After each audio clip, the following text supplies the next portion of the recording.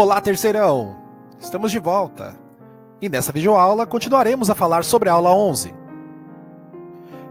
Indivíduo e sociedade.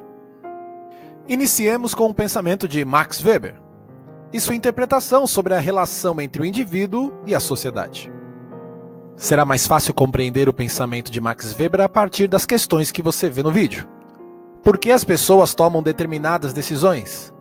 Quais são as razões para seus atos? Segundo o autor, a sociedade é o conjunto das ações dos indivíduos. Em outras palavras, se uma ação qualquer não produzir sentido para o outro, ela não se configura como uma ação social. Ao analisar o modo como os indivíduos agem e a maneira como orientam suas ações, Max Weber agrupou as ações em 4 grandes tipos. A primeira, a ação tradicional. Tem por base um costume, uma ação familiar ou um hábito. Em outras palavras, é uma ação feita automaticamente.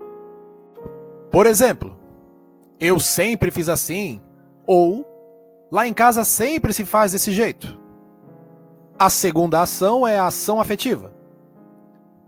Tem por fundamento os sentimentos. Age de forma afetiva quem o faz para satisfazer suas necessidades e desejos. Por exemplo, tudo pelo prazer, ou o principal é viver o momento. A terceira é a ação racional. São todas as ações guiadas por uma concepção ética.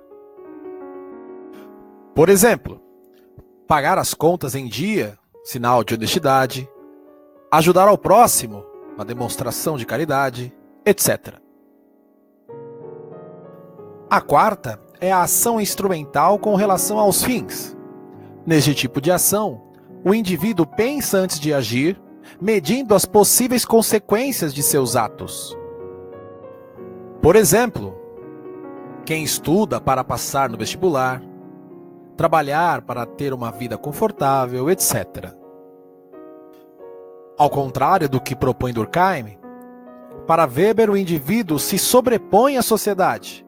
Assim, os costumes e regras não são exteriores, mas internalizados.